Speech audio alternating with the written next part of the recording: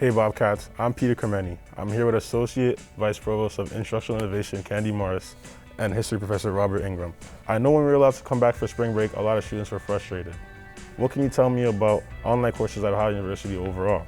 Well, keep in mind, Peter, with spring break, we had 1 week to transition to online courses. This time we've been working with faculty most of the summer, so we've had a lot more time to prepare for online experience, and Ohio University has been offering hybrid and online courses for over 20 years. We do have technology for video conferencing to make a very engaging student experience. Professor Ingram, can you tell me a little bit about how faculty are preparing to be successful with online instruction? Yeah, it's all we talk about, right? Every time you see another faculty member in the store or in the halls, you're asking, how are we going to do this better than we did before?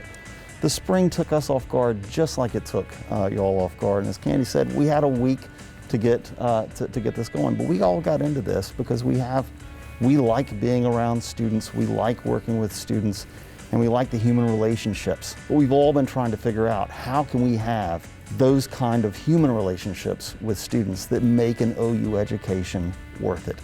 Do you guys have any tips for students who struggle with online instruction? Be on Zoom with your professor. Be on Teams with your professor. You can't say it enough. I mean, one of the things about the spring is we noticed that a lot of students, once we went online, they just dropped away. They got frustrated, they got a job.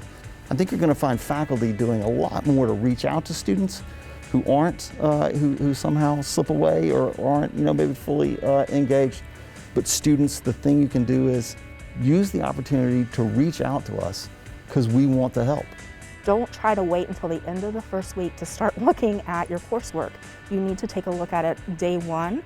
If you have any questions or any problems, use the support resources. The very best thing you can do is take responsibility for your own education here, right? And so we're here to help, but one of the things that's clear about online education is it requires organization on everybody's part and staying right on top of it. It's so easy when you're not showing up in person in a class to kind of think, well, I don't have to go to this Zoom session, I don't have to go to this Teams session. So finding ways really to control your time, to be able to say, to treat online exactly like you would a class. So if your class is 9:40 a.m. to 10:35 a.m., Monday, Wednesday, Friday, treat it like that. Prepare for it exactly like you would an in-person class. And if you get in those habits, if we come back in person in phase 2, and lots of students are going to come back in person in phase 2, you'll go right into that. So for a lot of students that will be at home, a lot of concern about paying full tuition. How do you guys feel about that? The reason to come to OU is for the experience of being here. The second thing is to get the faculty expertise. And if you look through the faculty lists of any department on this campus, they're world experts in this. So you're not just coming to look at a screen, you're coming to get the instruction from somebody who's really good in his or her field. The reason I think that you're good, that that full tuition is justified, is you're going to get the full instruction of those experts, and you're not going to be paying for housing or dining because you're not going to be here. But the thing that OU is about, education, we're giving that in a way that you're not going to get anyplace else. I know a lot of my friends' parents, including my parents, are concerned about their kids taking courses online.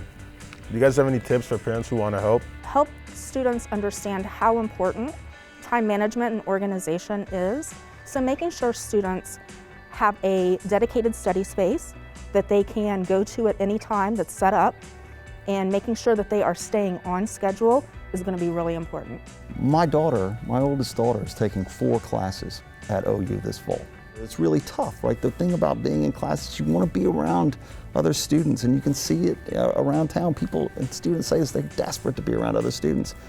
We got to know that we got to be able to help buck her up sometimes when she's going to be down and think, oh my gosh, I'm just got to look at another Zoom conference again. So you got to be there for your kids, make sure they have good internet, but also make sure that you're kind of looking after them. So speaking of internet, what about the students who don't have the best network or technology? So I think it's important that those students talk to their departmental chairs and associate deans, because they are going to work with the Office of Information Technology to make sure that students are as prepared as they can be. Do either of you have anything else before we wrap it up?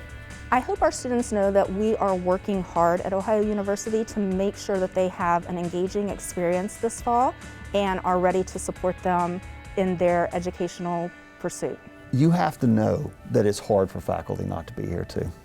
Like, no one in this town wants to be on campus and in class more than the faculty. And I think what you're going to see this fall is going to be radically different than what you saw in the sort of rapid response that we had last March. If you still have questions about any part of the phase reopening, visit ohio.edu/BeSafeBobcats and follow Ohio University on Facebook, Twitter, and Instagram. Go Bobcats!